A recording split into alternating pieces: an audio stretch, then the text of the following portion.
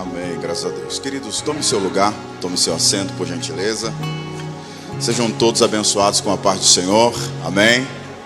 Deus seja louvado, engrandecido pela graça que oferece a todos nós.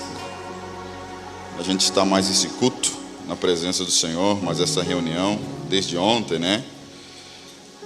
Que Deus tem feito coisas maravilhosas. É muito bom poder a gente encontrar vocês aqui hoje mais uma vez. Espero que, como ontem, o Senhor fale ao nosso coração, abençoe a nossa vida, que mais vidas venham se render ao Senhor Jesus como ontem, e que a presença do Espírito Santo seja tão clara como ontem também foi no nosso meio, né? Eu já quero convidar vocês para abrir a Bíblia, Mateus capítulo 24 e o versículo 32. O texto diz assim, ó: Aprendei, pois, da figueira a sua parábola. Quando já o seu ramo se torna tenro e brota folhas, sabei que está próximo o verão. Igualmente, quando virdes todas essas coisas, sabei que ele está próximo, mesmo às portas. Em verdade vos digo que não passará esta geração sem que todas essas coisas se cumpram. Passará o céu e a terra, mas as minhas palavras jamais passarão. Daquele dia e hora, porém, ninguém sabe, nem os anjos do céu, nem o Filho, senão o Pai.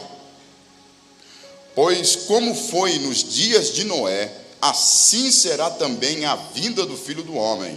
Porquanto, assim como nos dias anteriores ao dilúvio, comiam, bebiam, casavam-se e davam-se em casamento, até o dia em que Noé entrou na arca, e não perceberam até que veio o dilúvio e os levou a todos, assim será também a vinda do Filho do Homem. Então,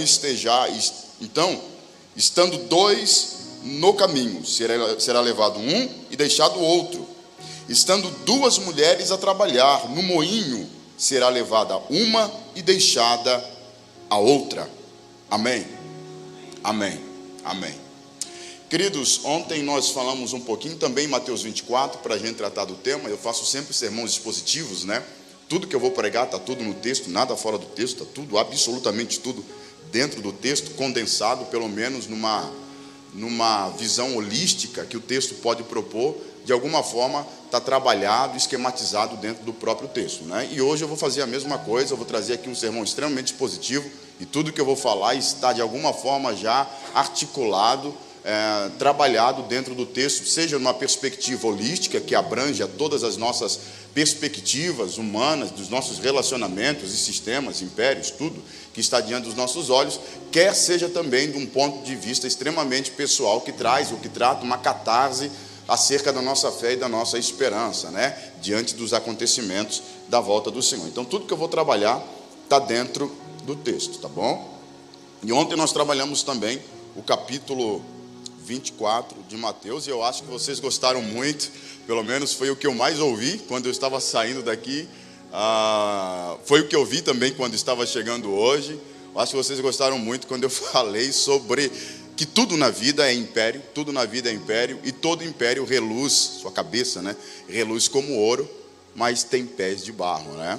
A chamativa é sempre de ouro, e você corre achando que é bom, e quando chega lá descobre que é frágil, que é passageiro, porque tem pés de barro. De alguma forma, eu vou tratar isso, mas de uma forma e de uma perspectiva um pouco diferente, e na medida com que eu for trabalhando, vocês vão entender aí. Vocês estão comigo? Amém? Ok, vamos lá. Queridos, o Evangelho de Mateus, como já alertei ontem para vocês, ele é escrito, segundo a crítica literária, os biblicistas, ele é escrito 70 depois de Cristo, 40 anos, né, depois que Jesus falou essas palavras aqui. Em 70 depois de Cristo, você tem Mateus escrevendo este evangelho, que está preocupado com duas coisas. Primeiro, se conectar ao judaísmo e toda a literatura judaica, ao profetismo do hebraísmo, né? Todo aquele profetismo que vem acontecendo, que vem profetizando a vinda do Messias.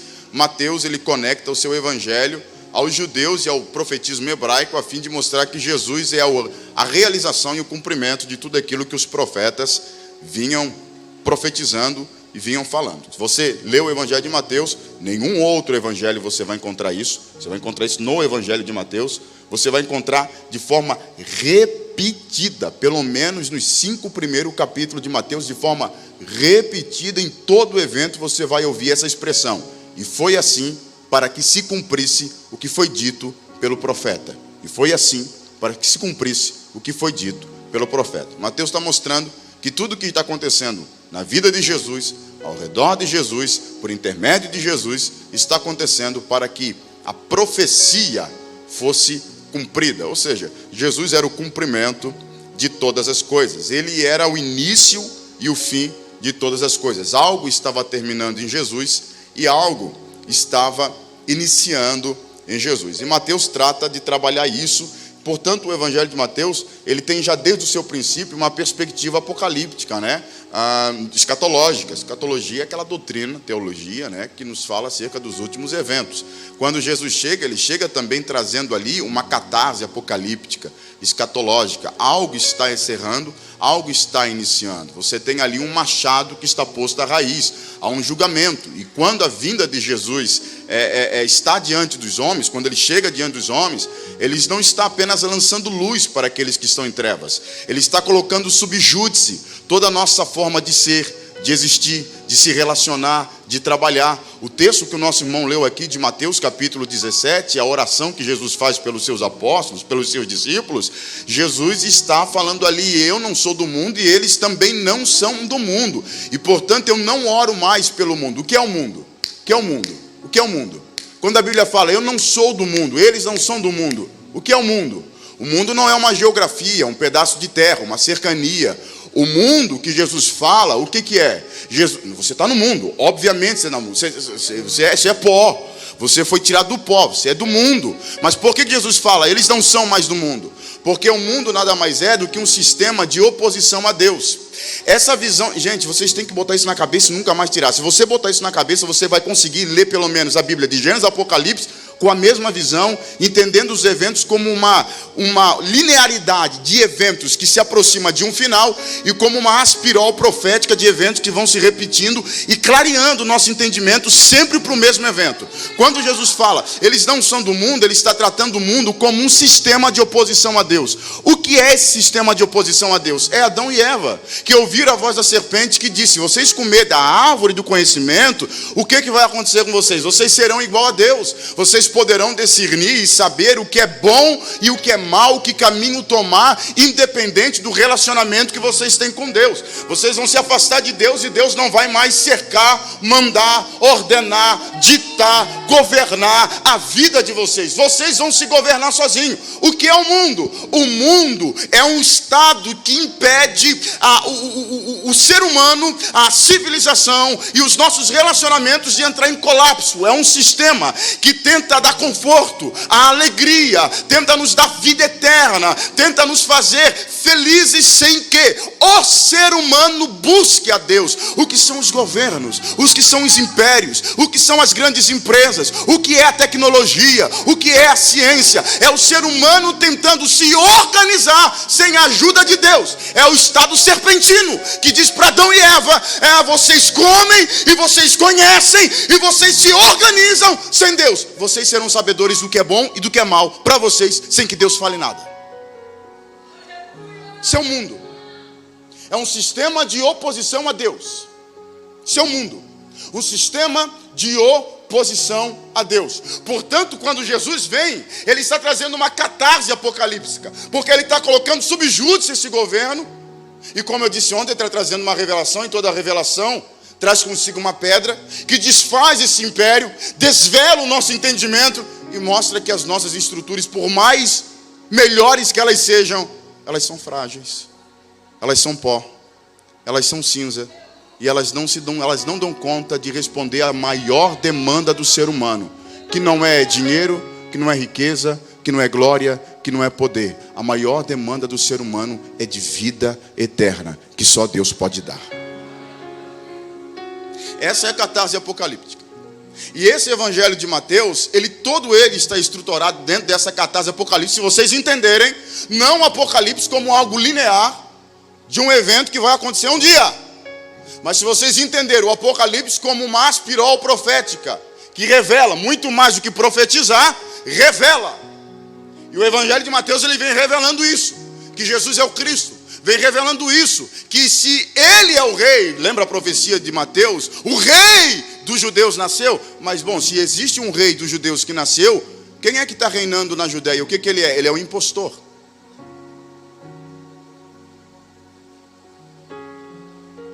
Isso é Apocalipse. Isso é revelação. É as pessoas olhando para Herodes, que é rei da Judéia, e dizendo, está aí o rei. Aí nasce o rei e diz, não, espera aí, isso aí é um falso rei. É um desvelamento da consciência, que nos coloca diante da verdade, da qual nós não podemos mais escapar, porque ela toca o fundo insubornável do nosso ser, quando nós não podemos mais mentir para nós mesmos. Isso é o Apocalipse, é uma revelação, é o desvelar da nossa consciência. E o Evangelho de Mateus, ele vem fazendo isso o tempo todo. E esse sermão profético do capítulo 24 é um desvelar da nossa consciência, é um desvelar da natureza, é um desvelar do que é o mundo, é um desvelar desse desgoverno existencial que nós achamos que é bom, mas que é ruim. É um desgoverno existencial, porque se afasta do propósito da vida, da existência humana. Esse capítulo 24 de Mateus vem mostrando como as estruturas humanas são frágeis. Por exemplo, Jesus fala aqui sobre que essas coisas vão acontecer nesse tempo ainda. Essa geração verá acontecer as profecias e as palavras que ele mesmo disse, que ele mesmo estava falando, dos eventos apocalípticos. E aquilo aconteceu naquela geração. Porque eles viram quando o general Tito entrou em Jerusalém, dizimou, destruiu, ao ponto que se você quiser encontrar a velha Jerusalém, você vai em Israel e você vê lá que tem algumas passagens de vidro. Quando você olha para baixo, você vê a mais de 30 metros abaixo, você está na verdadeira Jerusalém, porque ela foi soterrada, a tamanha destruição que o general Tito operou em Jerusalém. E Jesus falou que de fato aquela cidade seria destruída, seria dizimada. Mateus vem trazendo um sermão profético que quando você olha para a ambiência, quando você olha para a arquetipia, quando você olha para aquelas estruturas do cenário que se apresenta, você percebe o que Jesus está falando, você entende o que ele está dizendo. E olha o que Jesus fala no versículo que nós lemos, e Mateus registra, ele diz: aprendei, pois, a figueira e a sua parábola. Aprendei da figueira e a sua parábola. E o que Jesus diz que a figueira tem a nos ensinar? Quando já o seu ramo se torna tenro e brota as suas folhas, sabei que está próximo o verão. O que Jesus está dizendo aqui, gente? Jesus está olhando para os seus discípulos e diz: olha, vocês querem um sinal do Filho do Homem? De quando virá o Filho do Homem? De quando ele voltará para buscar a sua igreja? Eu vou dar. E Jesus fala de uma série de sinais: guerra, fome, peste, terremoto. E como eu disse ontem, tudo aquilo era coisas que iam se repetindo antes de Jesus, nos dias de Jesus e depois de Jesus. Portanto, Jesus não fala necessariamente de fenomenologias. Se você entende como fenomenologias que acontecem nas nossas estruturas, rupturas na natureza, rupturas institucionais, rupturas nos relacionamentos, de guerras, de fomes, de terremotos, você se perde na interpretação, porque o que Jesus dá não são necessariamente sinais visíveis de fenomenologias que terminam nelas. Não! O que Jesus oferece é uma ferramenta muito melhor. Jesus oferece um processo de discernimento. Jesus disse: vocês querem saber quando o Filho do Homem voltará? Olhem para a figueira, olhem para a natureza, olhem para os céus, olhem para o cosmos, olhem para as estruturas humanas e discernem. Discerne aquilo que está diante dos seus olhos. Eu acho que esse é o grande barato do Evangelho. O Evangelho, ele não é sobre certezas aparentes, ele é sobre discernimento. Ele não é sobre você olhar para as fenomenologias e colocar a sua esperança à numerologia, a olhar para as fenomenologias e falar: olha, pelo que eu estou vendo é mais um ano da volta de Jesus, ou 10 anos da volta de Jesus, ou 30 anos e nessa daí todo mundo vai se perdendo. Eu lembro, eu sou criado na igreja ali nos anos 90, e nos anos 90 tinha uns discos rolando por aí e tal, de o pessoal falando da volta de Jesus, e eles faziam uma data e tal, e caía bem na virada do século, no ano 2000, e eu lembro que saiu até uma novela falando do fim do mundo, porque as pessoas acreditavam que o mundo ia acabar em 2000. Irmãos, eu lembro como se fosse hoje, eu nunca vi um culto da virada tão lotado como aquele de 2000. Porque passava na rádio, era aquele disco rodando e todo mundo falava, nossa, vai acabar o mundo, é agora que vai acabar o mundo. E passou 2000 e está aí. Por quê? Porque o evangelho não é uma questão de fenomenologias aparentes. É um processo de discernimento.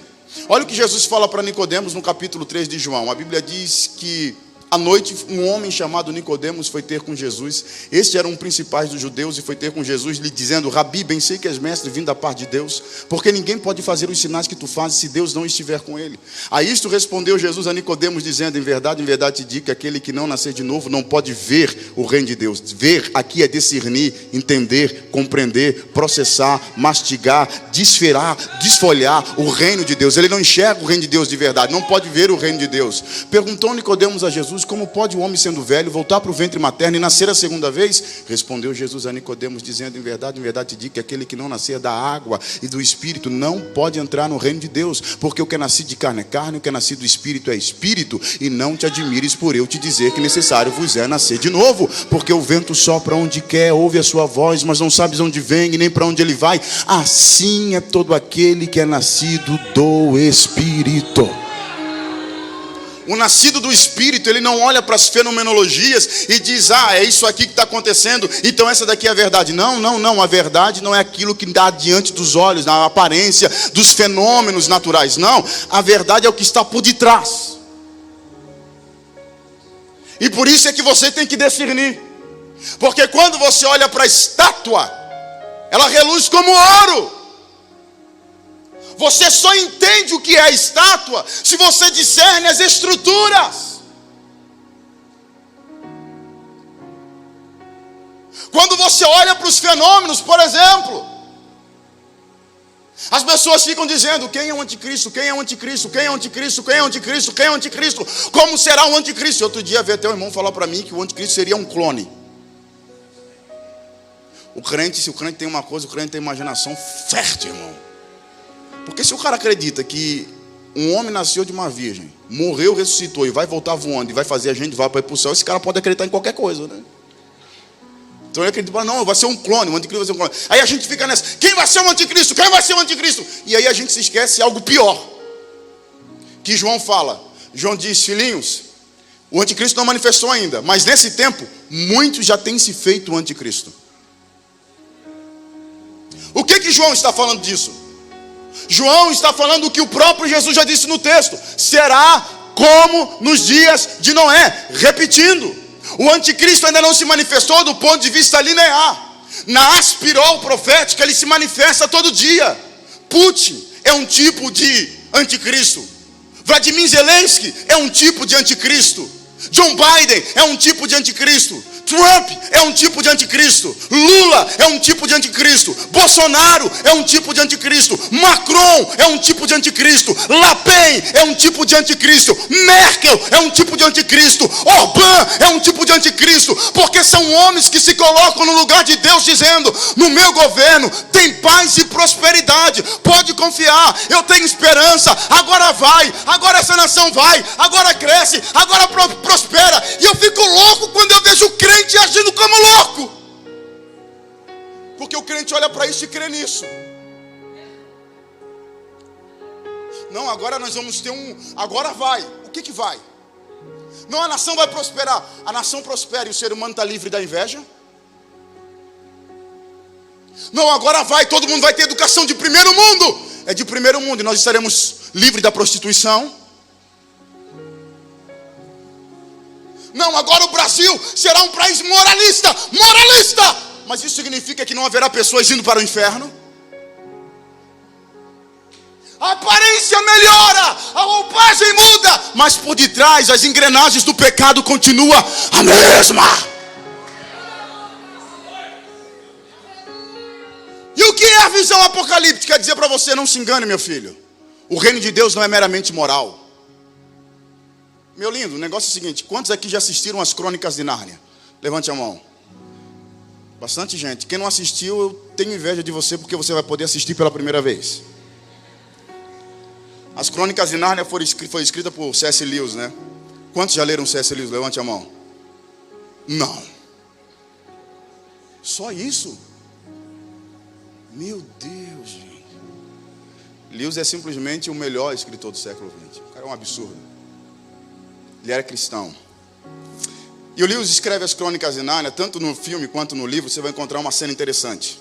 Quando a Lúcia entra no guarda-roupa, olha a imaginação do cara. Formar um país que para chegar nele você tem que entrar no guarda-roupa. Olha que loucura, velho. Estou falando que crente é meio doido? É doido, não. Quando a Lúcia entra no guarda-roupa e ela entra em Nárnia, ela chega em Nárnia, ela encontra o Senhor Tômenos.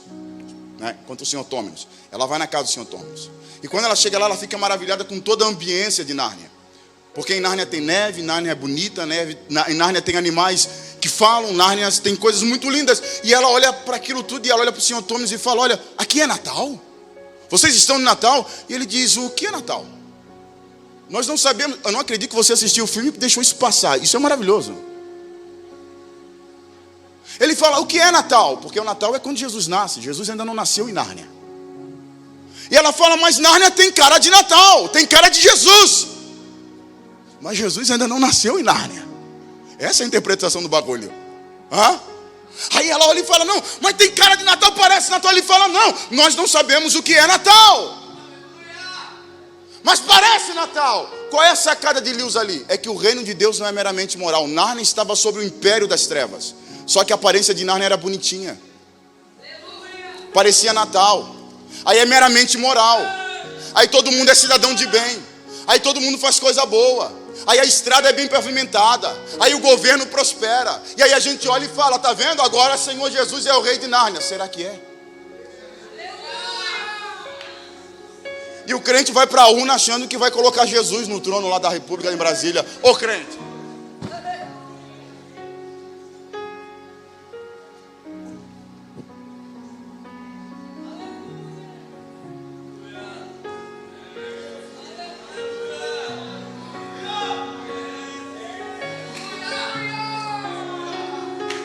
Porque a gente pensa que se todo mundo tiver bom colégio, o asfalto for bom e não tem buraco, se todo mundo tiver bom salário, se todo mundo moralmente for perfeitinho, então, nossa, o Senhor Jesus é o Senhor dessa nação. E a gente fala: olha os Estados Unidos, olha que nação poderosa, porque lá eles falam da Bíblia, e a Constituição dos Estados Unidos fala da Bíblia, e lá o presidente recebe a oração dos pastores, e lá não sei o quê, porque os Estados Unidos, e aí por isso que Deus abençoa os Estados Unidos, porque os Estados Unidos, você está precisando ler João, que diz que de Roma levantava um monstro, porque Roma era a dádiva da civilização. Até então não tinha uma civilização tão poderosa, até então não tinha um reino tão glorioso, e as pessoas olhavam e diziam: isso aqui é uma dádiva de Deus. E João fala: não, eu vou mostrar para vocês o que é Roma. E quando vem um Apocalipse, desvela o que é Roma, tem um monstro reinando em Roma. Porque os impérios desse mundo nada mais são do que oposição a Deus. O reino de Deus não é meramente moral. Irmão, se você quer um camarada meramente moral, você não precisa nem transformar ele num cristão. Um budista meramente moral, moralmente falando, ele é melhor do que um cristão. O budista, ele é ascético. Come pouco, não bebe, faz pacto. Tem budista que faz pacto de silêncio, irmão. Não murmura, só nessa daí ele já ganhou todo mundo. É ou não é, meu camarada? É. Moralmente falando, o budista é ótimo. Por isso o reino de Deus não é sobre você transformar homens maus em gente boa. Porque para transformar homem mau em gente boa, o espiritismo faz, o budismo faz, e muita outra religião faz. O reino de Deus não é sobre pegar homens maus e transformar ele num cidadão de bem. Não importa se você é cidadão de bem. Se não nasceu de novo, está indo para o inferno ainda. O reino de Deus é sobre dar vida aos mortos. Ou você nasceu de novo ou nada. Ou a verdade brotou em você ou nada. Ou você nasceu do Espírito ou nada. Ou você nasce da água e do Espírito ou nada.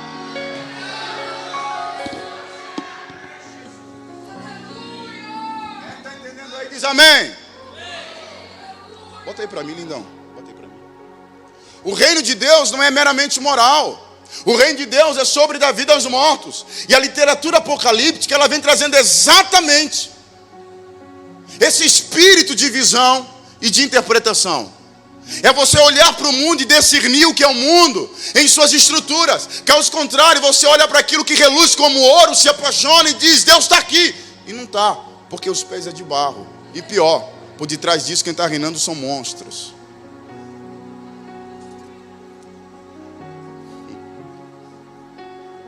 Jesus fala: igualmente, quando ouvides todas essas coisas, sabei que está próximo, mesmo às portas. Em verdade vos digo que não passará esta geração sem que todas essas coisas se cumpram. Passarão os céus e a terra, mas as minhas palavras jamais se passarão. Naquele dia e hora, ninguém sabe, nem os anjos do céu, nem o Filho, senão o Pai. Pois como foi nos dias de Noé, assim também será a vinda do Filho do Homem. Olha o que Jesus está dizendo. Jesus está dizendo: olhe para os dias de Noé e interprete os dias de Noé. Porque se você entender os dias de Noé, você entende esses dias. Por quê? Porque esses dias nunca foram além dos dias de Noé. Irmãos, eu acho interessante, eu falei ontem aqui já, tem uma coisa, eu fico ruim mesmo, muito ruim.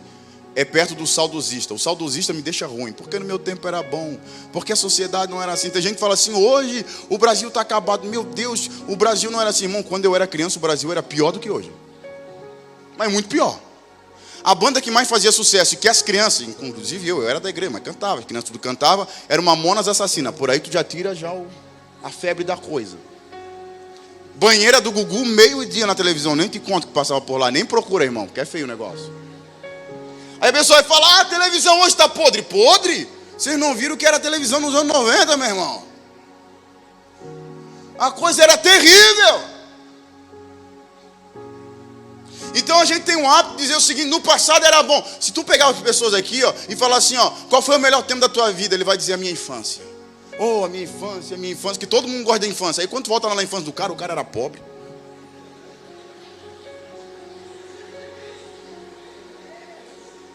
Vocês estão rindo porque vocês sabem que é verdade. O cara, vocês sabem que é verdade. Vocês sabem, eu não estou errado não, eu estou certo. Vocês sabem. Estou certo ou não estou certo? O cara era pobre, miserável. Eu pelo menos, eu fui criado no bairro Matador, irmão. Sabe? Misericórdia, credo. Meu Deus, Deus me livre. Sabe, irmão? É uma coisa terrível. Até eu conhecer esse meu anjo que Deus colocou na minha vida, minha esposa, a minha vida era só o sangue de Jesus. Até, inclusive, eu não sei nem como eu casei com essa mulher linda e maravilhosa. Deus. Eu casei porque eu era pobre, muito pobre, bem pobre, pobre. E eu tinha um problema ainda, eu era feio, irmão. Eu sei o que você pensou, mas eu era mais feio ainda, irmão. Só que tem uma coisa, né, irmão? Quando tu é pobre e tu é feio, ninguém quer casar contigo, o que tu faz? Tu ora. E qual é o barato da coisa? É que a bonitona é bonitona, ela não precisa orar para casar. Todo mundo quer ela. Então ela vem na igreja. Porque ela sabe que está abafando. Ela sabe que está todo mundo olhando, dizendo: nossa, que moça bonita, aí vai casar com um rapaz bonito, não sei o quê. O bonitão, bombadão, fortão, ele vem na igreja, ele vem por cima. Ele sabe que as meninas estão tudo na dele. Pô, o cara tá legal, então ele tá de boa, não precisa orar. Agora o feio. O problema de Jean-Pierre, não é? É que acontece, é que a bonita não ora, o bonito não ora, mas o feio ora. E aí o feio diz: Deus, eu quero a bonita, e a bonita não está orando. O bonito também não está orando. E aí a Bíblia diz que a oração do justo tem muito em seus efeitos. E se o justo já ora com mais fé ora o feio, porque o feio tem que orar com muita fé. E a minha esposa lindona, já tinha bom emprego, bom salário, já tinha tudo, e eu não tinha nada. Eu era pobre, mas era feio, mas eu orava, irmão. E um dia ela olhou para mim e disse assim: olha, amor, eu não entendo assim, porque nós não tinha nada para dar certo, assim, não combinava nada. Eu digo: pois é. Eu vou dar tenho uma notícia para você, ô lindona, ô lindão. Eu tenho uma notícia para você: o feio está orando por você. E quando eu voltar aqui, tu vai estar casada com o feio.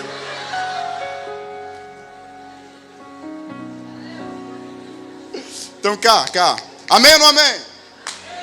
Amém? Vai estar casado com o feio? Então tá bom, né? Olha, cá. Vocês gostam, né? Então veja, gente. Onde é que eu estava? Lembra onde é que eu estava, não? Onde? Não, antes do feio. A infância, vamos lá, a infância. Você volta na infância, o cara é pobre e tal, mas o cara quer voltar para lá. Por quê? Porque é do saudosismo. O saudosismo diz para ele que sempre tem um paraíso perdido lá atrás, mas não tem. Mas ele acredita que tem um paraíso perdido. E que paraíso perdido é esse? É o projeto de vida que ele fez, que ele sonhou, as coisas que ele viu, ele disse: olha, eu vou conseguir. Então ele está sempre voltando àquilo porque ele tem uma referência que ele nem sabe, mas inconscientemente está lá. Mas ele pensa que aquilo foi materializado na infância dele, que as coisas foram boas lá atrás. Porque ele tem um padrão de sonho, de conquista, que ele nem lembra mais. Mas inconscientemente está lá em sentimentos, se expressam através de sentimentos. Aí ele está sempre querendo voltar. O saudosismo tem sempre essa coisa. A igreja no passado era melhor. As coisas antes eram melhor. As coisas antes eram melhor do que hoje. Porque hoje o mundo está acabado. Porque as coisas estão pecado como nunca antes. Aí Jesus fala o seguinte: quando o Filho do Homem voltar, o nível do pecado vai estar igual nos dias de Noé. Nem melhor nem pior. É igual nos dias de Noé. Quando você vai nos dias de Noé, que está em Gênesis. Gênesis é o livro do princípio. Então o que é o princípio? O princípio é como as coisas são. E as coisas que são hoje se repetem desde aquilo que é do princípio.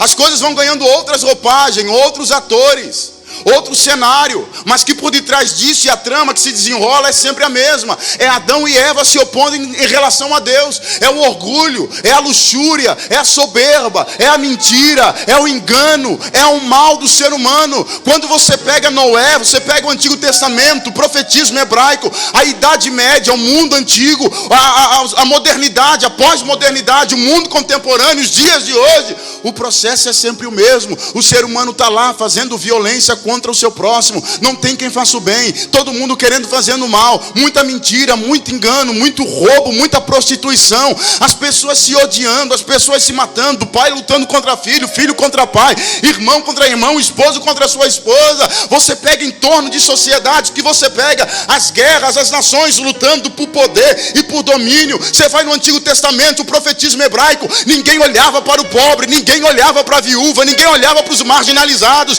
Você vai na Idade Antiga e o que você tem? Você tem lá na Idade Média, perdão. Você vai na Idade Média, o que você tem? Você tem os burgueses, você tem os grandes impérios oprimindo os pobres e as nações pequenas, indo lá, colonizando através de violência, de militância, através de armas, através de soberba, levando para aquelas pessoas opressão, roubando o ouro, roubando a prata.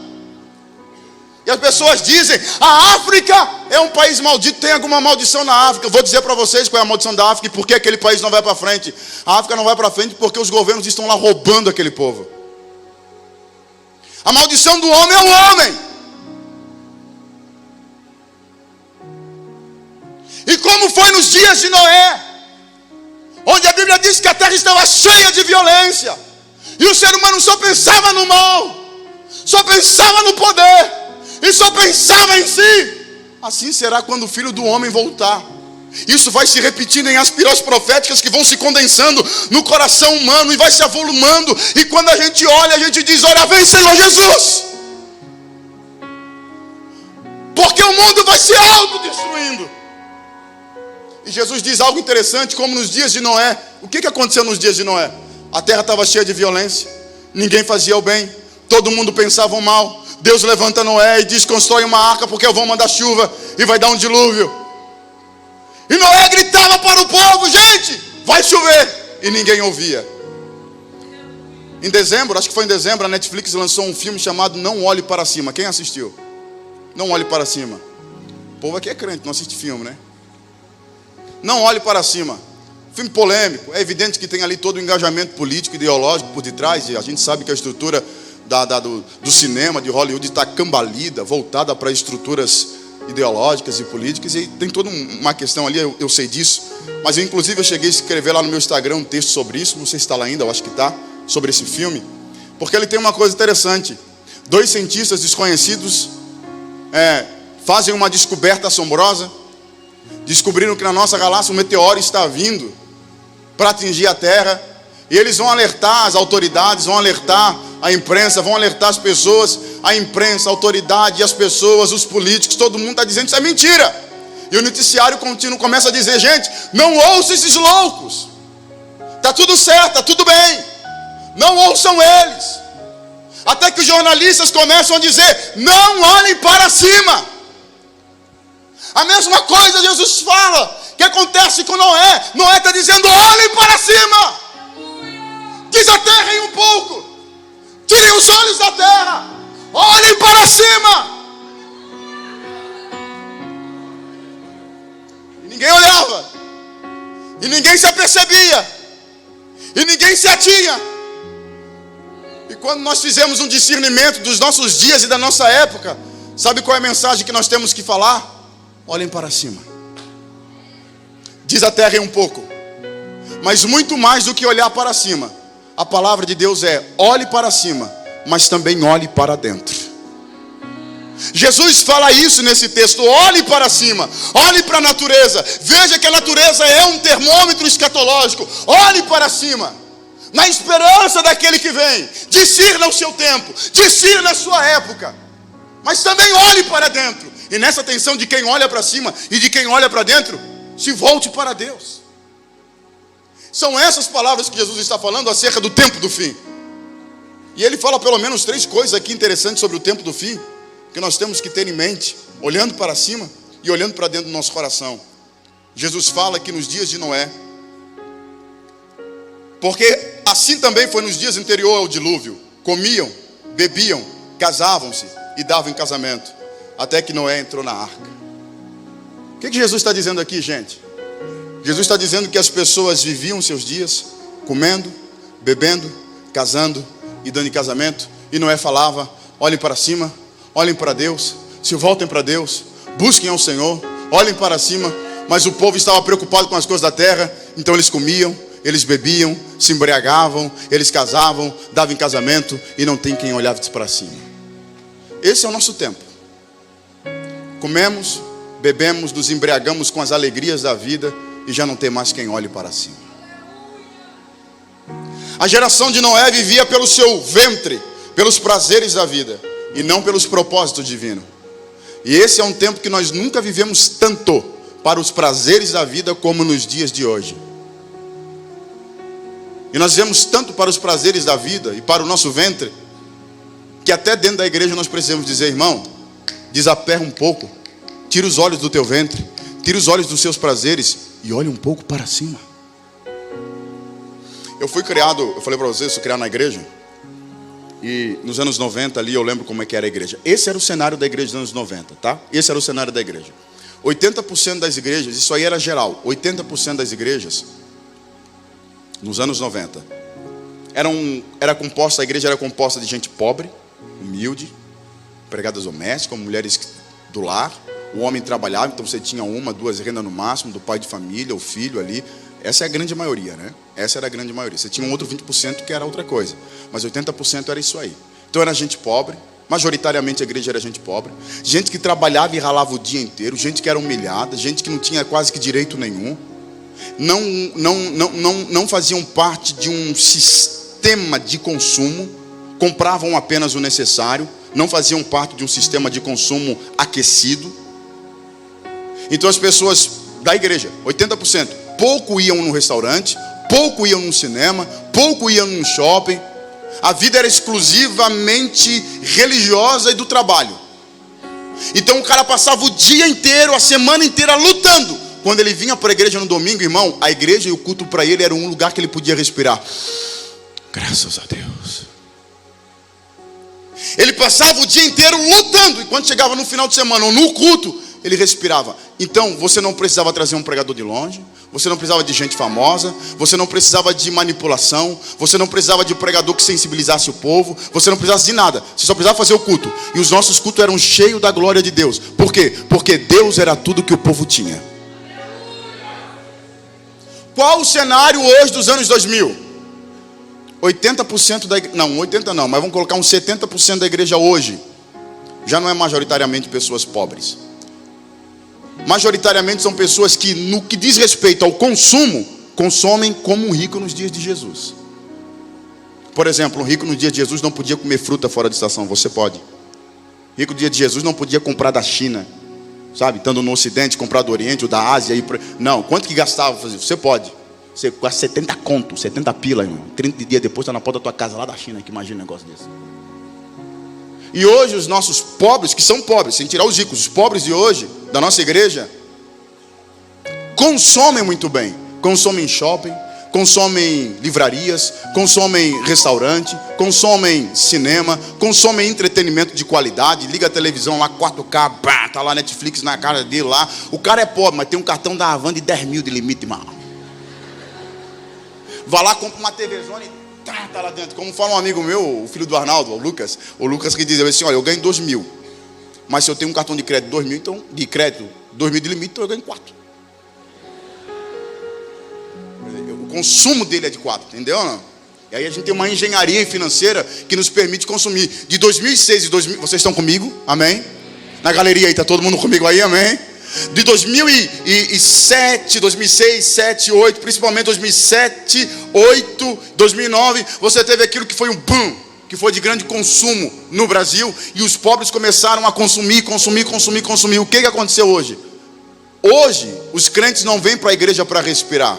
Hoje, onde eles respiram é no shopping, na frente da televisão, num bom entretenimento. Ali eles têm prazer, ali eles têm alegria. E o que a igreja está competindo hoje? Hoje o culto está competindo com prazer. Então, se você quer fazer um bom culto, não adianta apenas fazer culto. Você tem que fazer um culto que encha a barriga do indivíduo e não mais o espírito dele. Você tem que alimentar o prazer dele. Ele tem que vir na igreja e se sentir como se estivesse num shopping, num ambiente descolado, numa coisa legal. E não adianta a gente ignorar isso. Tem que fazer mesmo, não adianta. É assim, o ser humano é esse, é o nosso tempo, é o nosso dia, a nossa roupagem, e a gente vai ter que aceitar isso aí. Seja bom, seja ruim, a gente vai ter que aceitar. Melhorar no que dá para melhorar e aceitar as coisas como elas são. Não adianta ficar com saudosismo, porque o problema lá era outro, mas tinha outras coisas ruins também. E hoje tem esse mal que nós temos. É o nosso mal, é os nossos dias, e a gente tem que abraçar a coisa do jeito que tem. Então o que acontece hoje? Hoje você tem que entreter o crente.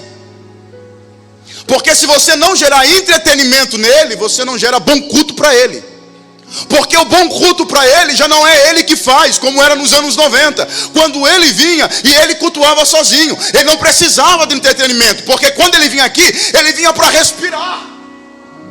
Então ele levantava, Deus, eu estou aqui, dali para ele, eu estou livre. Hoje, quando ele vem, ele se sente aprisionado. Os caras que vai acabar o culto, porque o Game of Thrones vai passar daqui a pouco. Olha, hoje vai passar. Aquela série tá boa, tá bombando. Eu tenho que ir, eu quero assistir o último capítulo. Hoje a igreja está se modelando ao prazer, porque o culto deixou de ser suficiente. É como nos dias de Noé, mas com outra roupa. Nós não olhamos mais para cima. O evangelho já não é mais um fim em si mesmo, é um meio de sentir prazer. E aí nós ficamos igual a igreja de Corinto, que nós sentimos muito e discernimos pouco. É o crente carnal. Tem um crente carnal espiritual, que Paulo fala em 1 Coríntios. O carnal é o sarkikos, no grego, sarkikos, que amamenta, criança, de colo, amamentando. E Paulo fala, com leite vos criei, não com manjar, porque não que não houvesse manjar, tem o manjar, mas vocês são carnais ainda. Vocês não são espirituais, pneumáticos, aqueles que crescem, evoluem, se desenvolvem. O que é o crente carnal? É o crente da sensibilidade. Então você tem que mexer com o ventre dele, com o prazer dele, com a sensibilidade dele. Então se ele não arrepiar, o culto não foi bom. Se ele não chorar, Deus não teve no culto. Se ele não sentir, se ele não se emocionar, se ele não, é o ventre dele, é ele, é com ele, é para ele, é tudo dele. Ele se colocou no lugar de Deus, ele senta aqui, ele quer que Deus entretenha ele, é ele. O pregador tem que ser um palhaço que faz ele sentir alguma coisa. O cantor tem que animar ele, porque se ele não sentir, se ele não arrepiar, se não for epidérmico, se não tiver sensações, para ele não foi bom. Ele não alimenta o espírito, ele alimenta o ventre. E nós estamos fazendo culto para alimentar o ventre. Só que a palavra de Deus não é para o ventre, a palavra de Deus é do espírito.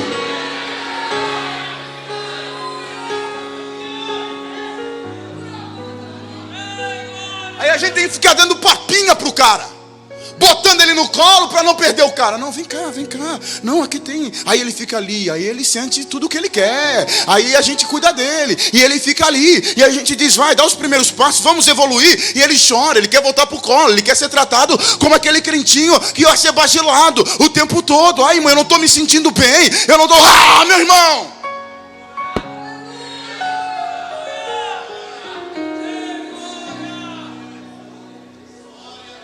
É como nos dias de Noé. Nossas mensagens, desculpem queridos, isso é um fato. Nossas mensagens não apontam mais para cima, apontam para o ventre. Comiam, bebiam, casavam-se, davam em casamento. É eu. E o evangelho se torna o meio para alimentar e saciar o meu eu. E aí a gente se depara com um tema desse aqui. Ele vem. E o cara entra aqui e diz: tá, mas ele vem o quê? Para me saciar? Ele diz: não, ele não vem. Ele vem, significa em primeiro lugar que ele quer desvelar que aquilo que é o teu prazer é efêmero, é passageiro, é transitório, só aumenta a fome e entra num ciclo vicioso de consumo. E todo aquele que consome será consumido pelo espírito de consumo. Bem-aventurado aquele que não tem o espírito do consumo, porque não será consumido. E bem-aventurado aquele que se sustenta, tem o seu alimento, a âncora da sua alma, a sua firmeza, o seu alimento essencial é a palavra de Deus. E por isso disse Jesus: nem só de pão viverá o homem, mas de toda a palavra que sai da boca de Deus. É o alimento dele, não é o ventre, é o espírito. Quem é que vive pelo espírito? É aquele que aprendeu a desvelar o mundo, é aquele que tem espírito apocalíptico. Ele olha para o mundo, ele sabe o que é o mundo. Ele sabe que os prazeres do mundo são passageiros. E aquilo que ele tem como essencial não é essencial, porque o essencial da vida é Deus. É Jesus se encontrando com a mulher samaritana, não é verdade? E Jesus olha para ela e diz: mulher, dai-me de beber. E a mulher diz: o senhor está louco, o senhor está bobo, o senhor está louco? Não sabe que judeus e samaritanos não conversam? O senhor está conversando comigo por quê? E Jesus olha para a mulher e diz: ah, mulher, se tu soubesse quem te pede de beber, eu te daria água. A mulher olhou para Jesus e disse: senhor, além de ser louco, o senhor é bobo, porque o senhor não tem balde, não tem corda. De onde o senhor vai tirar água? E Jesus diz: qualquer um que beber dessa água tornará a ter sede, mas quem beber da água que eu dou nunca mais tornará a ter sede, porque dentro dele vai fluir uma fonte de água que jorra para a vida eterna. Está dentro dele, a alegria dele está dentro, o prazer dele está dentro, a satisfação dele está dentro.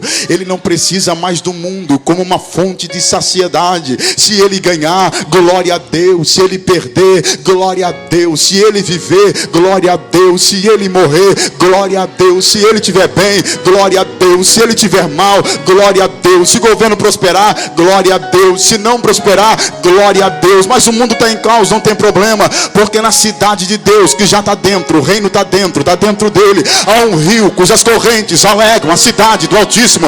Deus está no meio dela, dentro dela, no meio dela, dentro dela, a cidade, o reino, dentro dele, o reino, dentro dele, na cidade, e no meio da cidade, no peito, na alma, no espírito, há um Deus sentado no seu trono, e por isso não é abalado, mas ele permanece. O alimento, o sustento, a alegria, o contentamento está dentro. Sabe quem é capaz de adorar Deus em espírito e em verdade nesse tempo do fim, meu irmão? É aquele que olha para os espíritos da vida, para as potestades do mundo, e ele diz: isso aí é dia de Noé.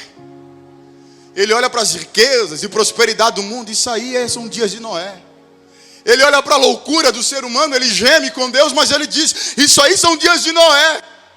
E aí ele pode levantar a mão e adorar. Por quê? Porque foi como nos dias de Noé. Mas a esperança dele não está nas coisas desse mundo. O dilúvio virá mais uma vez. Sodoma e Gomorra será destruída mais uma vez. A destruição virá mais uma vez. Mas os olhos dele não estão em nada disso. A esperança dele está em Cristo. Ele está olhando para cima. Ele está olhando para dentro. Está olhando para cima. E ele sabe que aquele que prometeu vir, virá mais uma vez. E nos levará para morar e habitar com ele. Essa é a esperança e a âncora da alma. Irmãos, os meus discipuladores, o caminho da jornada, foram pessoas bem atípicas. Tia Lourdinha, até hoje cata papelão, latinha, alumínio, até hoje. Mulher que me ensinou o primeiro hino. Morava lá no morro, na Vila da Paz. A última casinha da Vila da Paz, atrás do Cadeão. Casinha bem velhinha. A igreja da Vila da Paz começou lá na casa dela. Eu ficava lá com ela, tia Ludinha e tio Tony. E eu ficava lá com eles. Pessoas que você der o microfone na mão não vão saber falar nada, mas que quando dobram os joelhos para falar com Deus, os céus se abrem sobre eles. Irmã Patrícia, outra discipuladora. Irmã Patrícia morreu, já está com o Senhor. Mulher simples. Mas um dia ela falou para mim, ela disse: Keno, Deus vai te usar muito, meu filho. Só não te esqueça de uma coisa. Nunca te esqueça da humildade de reconhecer que tudo na tua vida é Deus. Minha mãe, mulher simples, pobre, empregada doméstica. Meu pai viciado em drogas, bêbado. Ela apanhava, chorava.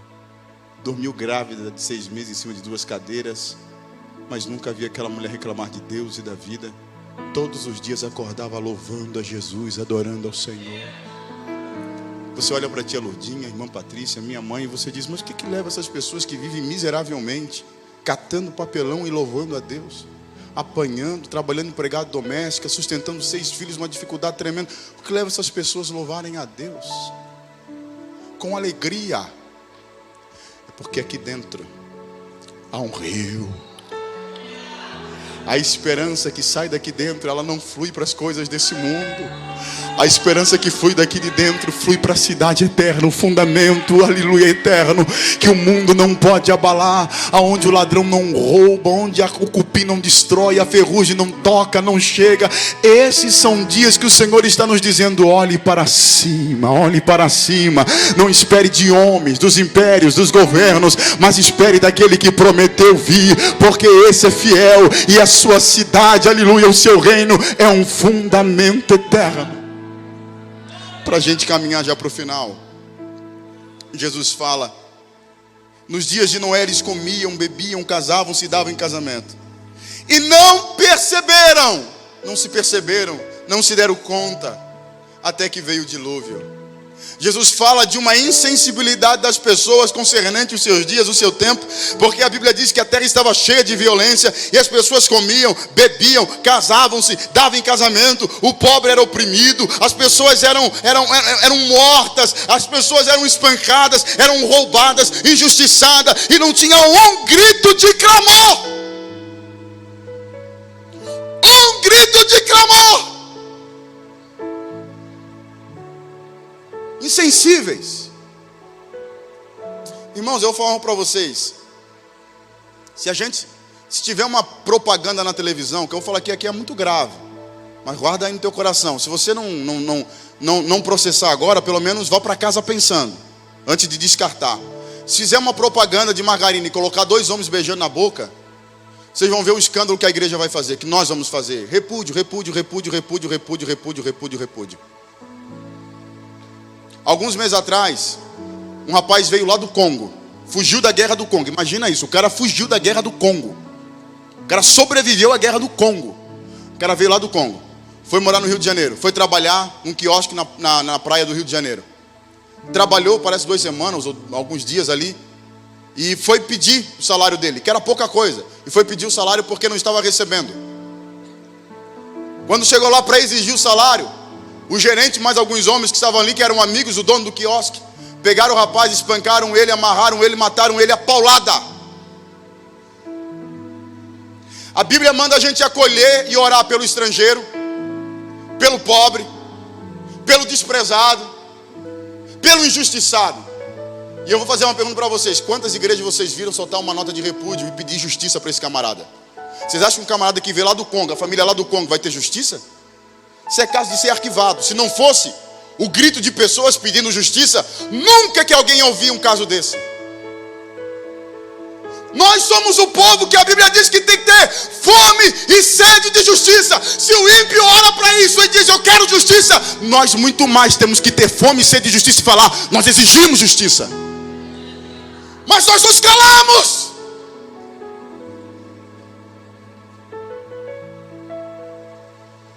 Como nos dias de Noé, as pessoas eram roubadas, injustiçadas, e ninguém fazia nada, e se preocupavam só com o seu ventre. Nós estamos vendo hoje pior, dentro da igreja.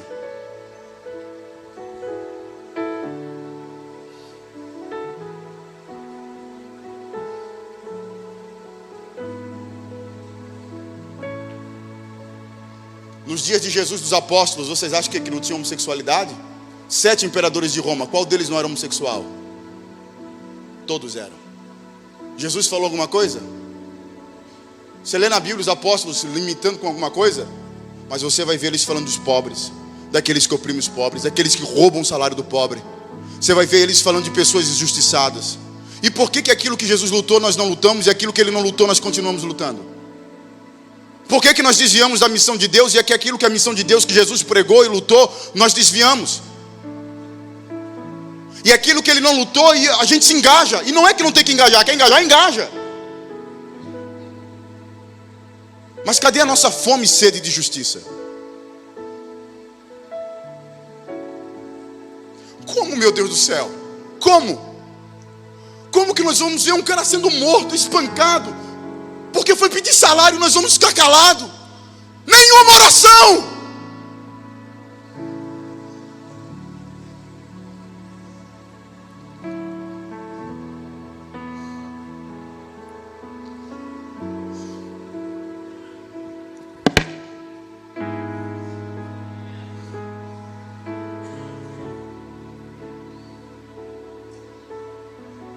Que tempo é esse, meu Deus do céu?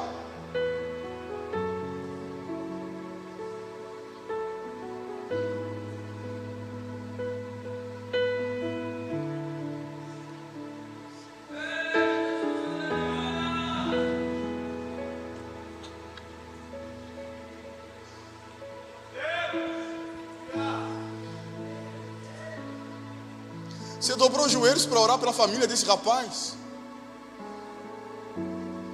Você tem orado pelos pobres dessa cidade? Você tem clamado a Deus pela opressão dos oprimidos desse país? Ah, irmão José, mas eu acho que isso aí é alguma coisa de ideologia. Não, isso é a carta de Tiago, meu filho. Leia a carta do apóstolo Tiago, pelo amor de Deus.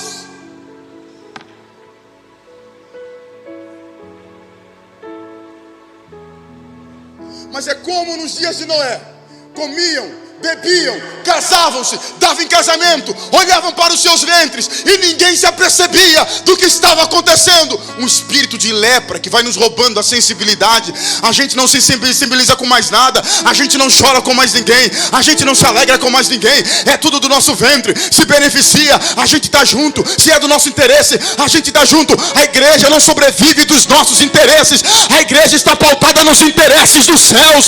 Nós temos que se envolver com o interesse de Deus.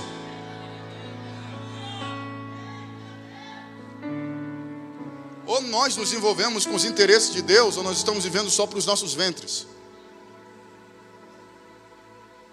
Nós precisamos desmascarar politicamente, irmãos, essa visão do apóstolo João, de Mateus, que escreve sobre os últimos tempos e nos faz enxergar as coisas como elas são. Meu Deus, que tempo é esse? Diz o Espírito Santo ao nosso coração.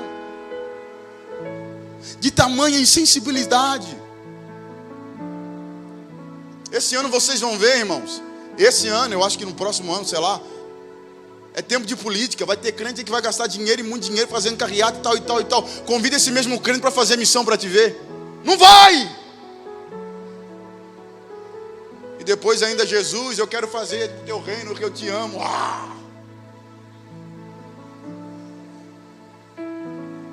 Para engajar crente, mandar mensagem: vem, irmão, vamos no culto, irmão. Vem, irmão, vamos, irmão. Irmão, pelo amor de Deus, irmão. Vamos, irmão. E é uma coisa tremenda. Porque tudo que é para Deus é empurrando com a barriga. Tudo que é para Deus é se der e tá. Que a gente não quer se incomodar, a gente quer ser servido. E a gente esqueceu que Deus nos colocou aqui é para servir.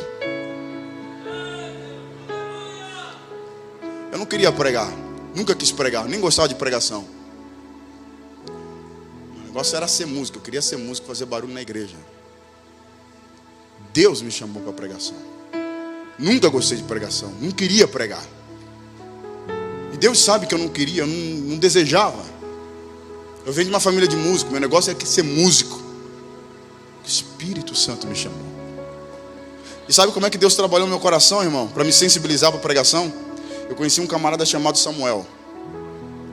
Eu Não vou nem falar para vocês como é que ele era. É tudo gente assim que você olha e diz, meu Deus do céu. Mas foi assim que Deus foi usando. Era tempo da fita ainda. Ele colocava a fita lá e dizia assim, vamos ouvir uma pregação. E eu não gostava de pregação. Eu disse, não, eu não quero ouvir. Eu tinha 14 anos de idade. Não, eu não quero ouvir não. Ele disse, não, mas vamos ouvir. Aí ele botava a fita. Ele trabalhava de madrugada. E isso era de dia. Quer dizer, ele dormia quando? De dia. Aí ia lá em casa da minha mãe e disse, o quê? Não vem cá, eu tenho um negócio para te mostrar. Eu ia com ele. Aí quando chegava na casa dele, ele botava a fita, eu ficava ouvindo e ele dormia. E pior, irmão, porque quando eu pensava vai acabar, a fita era daquele aparelho lá que trocava a fita. Eu não sei como é que eu fazia, vai... trocava a fita. Não, que negócio horrível. Aí trocava a fita e botava outra fita e outra pregação. E eu ficava ouvindo pregação. E eu ouvia pregação. E aquilo foi mexendo comigo e foi mexendo. E o Espírito Santo foi me sensibilizando até o dia que eu orei a Deus e disse, tá bom, Senhor, se é o que o Senhor quer para a minha vida, então eis-me aqui. Eu quero dizer que Deus tem algo sobre a tua vida e Ele quer te usar para esse tempo. O Espírito Santo tem algo lindo para derramar e desvelar sobre a sua vida.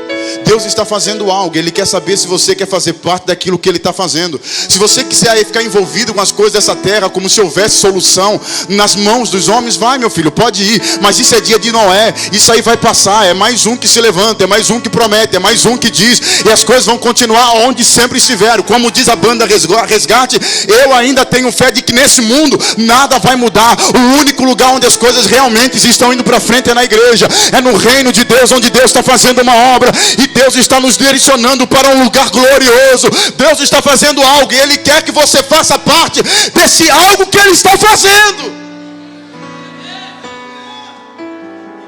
Para a gente encerrar. E não se perceberam até que veio o dilúvio e levou a todos, assim será também a vinda do Filho do Homem.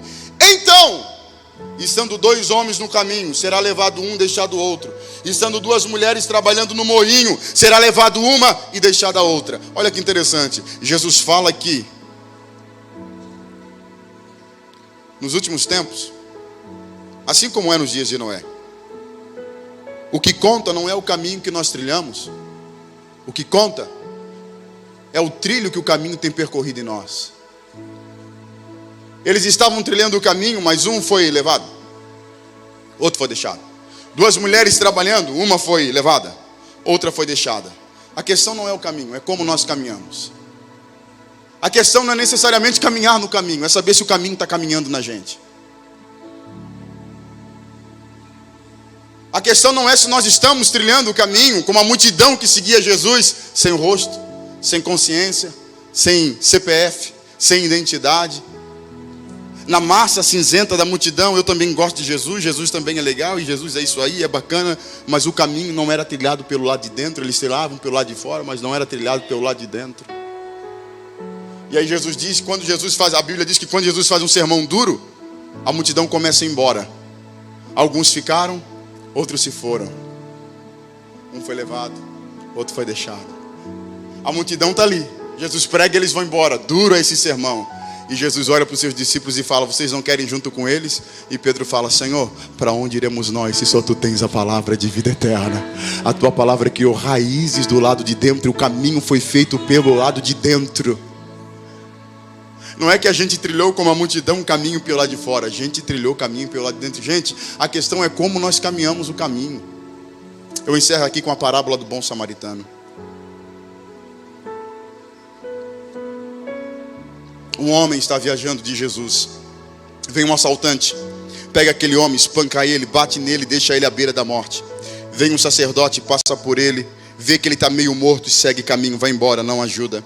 Vem um levita, vê que ele está quase morto, não está morto, mas está quase morto. E ao invés de agregar vida àquele quase morto, simplesmente deixa ele e vai embora para o templo.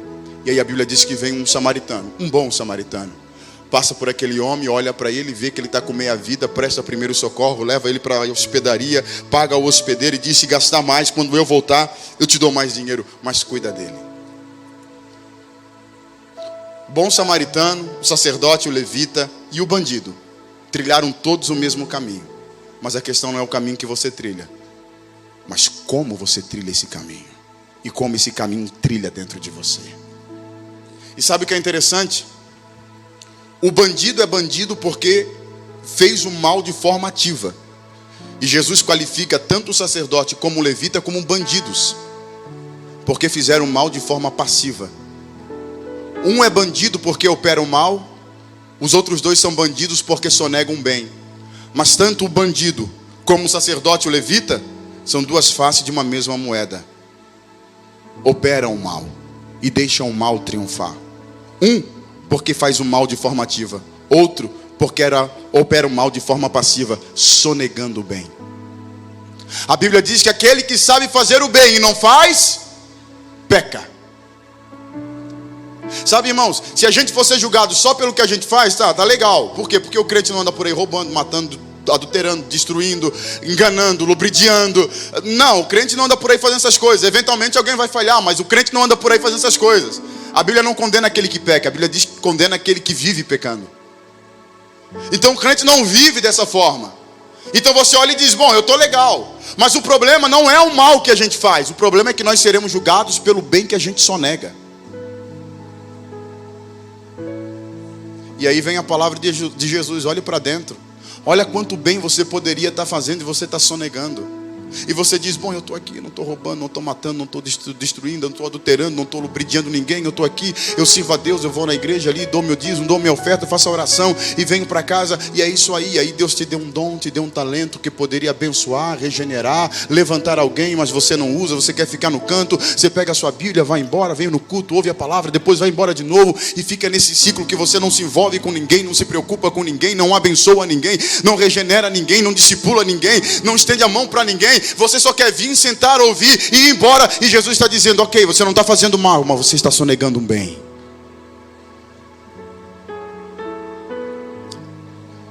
A minha oração aqui nessa noite, a oração do Espírito Santo é: olhe para dentro e veja se tudo aquilo que você podia estar fazendo, você de fato está fazendo.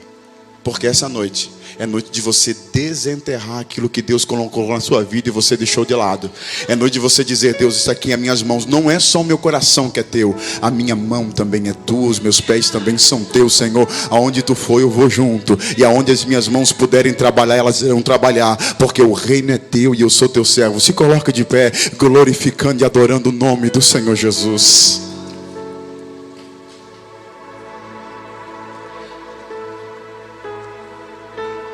Diferente de ontem, quando a gente chamou para frente, eu não vou chamar hoje, porque tem muita gente, os corredores, as cadeiras. Eu não vou chamar para frente, eu vou orar por você aí mesmo, em nome de Jesus.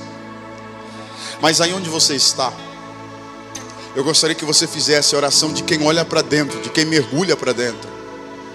Ô meu irmão, retórico, responde no seu coração: como está a sua vida com Deus? Como está o seu relacionamento com o Espírito Santo? Você tem andado pelo seu ventre ou tem andado pelo Espírito?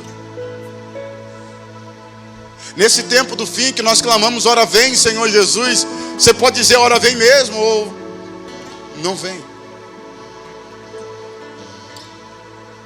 Como é que está o caminho pelo lado de dentro? Como é que está aí dentro do peito? Oh Espírito Santo, corta os laços e embaraços, Senhor, do nosso caminho nessa noite. Em nome de Jesus, mude o foco do nosso propósito, Deus.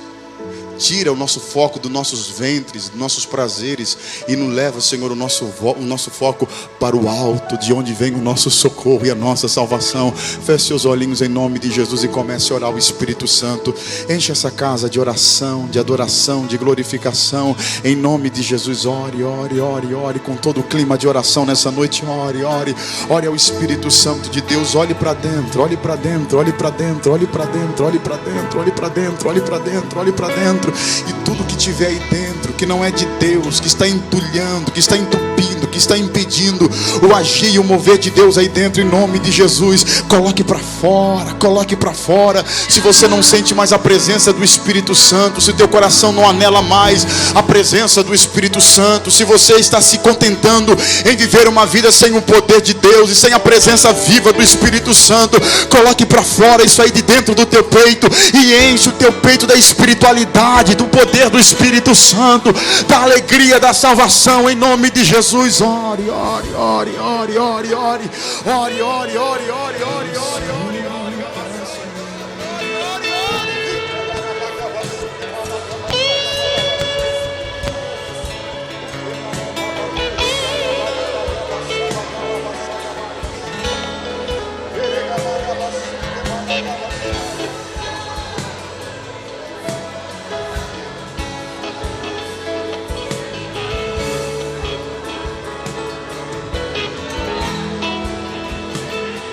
Deus, meu Deus, meu Deus. Você que entrou aqui, meu irmão, e não é batizado com o Espírito Santo, continue clamando.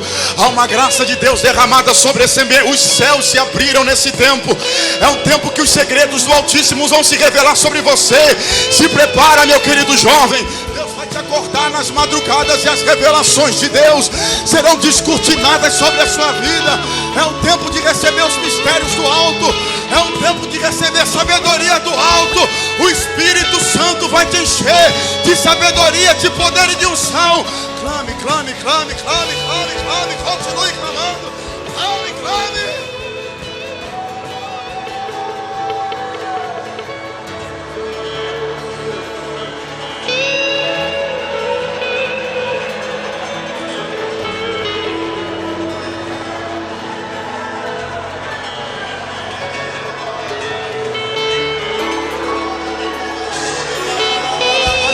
Espírito Santo, vai soprando, Espírito Santo, vai soprando, vai soprando do teu poder, Espírito Santo, vai soprando aí na galeria.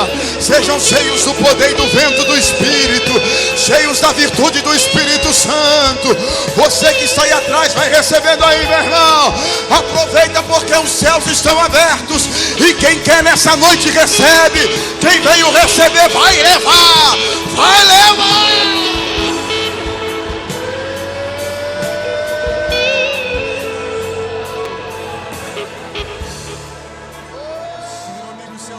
Sobre essa casa, e os tesouros do Senhor estão sendo derramados. Você pode acreditar, o que você recebeu nessa noite é muito especial. Um espírito de excelência está pairando sobre a nossa vida aqui hoje. Há uma sabedoria excelente de Deus sobre a sua vida. Você que veio pedir sabedoria de Deus, Deus está te dando. Se prepara, querido. A palavra de Deus vai ser descortinada sobre a sua mente. Você vai ver a palavra de Deus ganhando vida sobre os seus olhos. Olha, eu todo arrepiado aqui, ó. Porque Deus está dando espírito de excelência na palavra. As pessoas vão olhar para você e vão dizer de onde vem essa sabedoria. É porque Deus está te dando nessa noite. Os tesouros de Deus estão sendo descortinados. Se você pudesse ver o que de Deus está sendo descortinado sobre vidas aqui nessa noite, meu amigo, se prepara, porque você vai testemunhar com seus olhos pessoas que vão girar essa nação com uma palavra de Deus profunda no Espírito Santo, para despertar ouvidos que estão mortos e dormentes. Sim, sim, sim, sim, sim.